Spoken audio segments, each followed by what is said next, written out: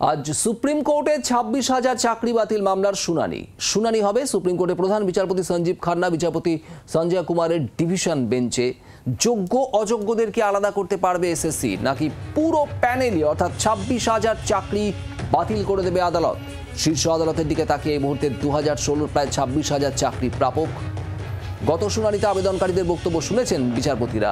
আজ বাকি পক্ষ অর্থাৎ সিবিআই, এসএসসি, রাজ্য ও মূল মামলাকারীদের বক্তব্য শুনতে পারে শীর্ষ আদালত।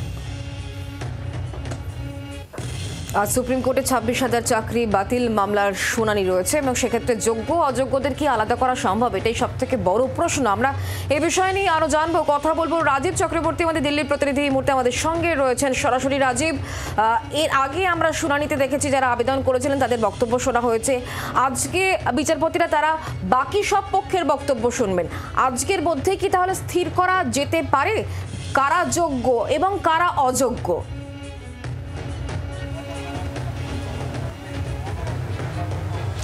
দেখো, তোমাকে প্রথমেই জানিয়ে রাখি যে গত বছর এপ্রিলে কলকাতা হাইকোর্টের ডিভিশন বেঞ্চের একটি রায়ে গোটা রাজ্যে একেবারে তোলপাড় হয়ে গিয়েছিল, শোরগোল পড়ে গিয়েছিল।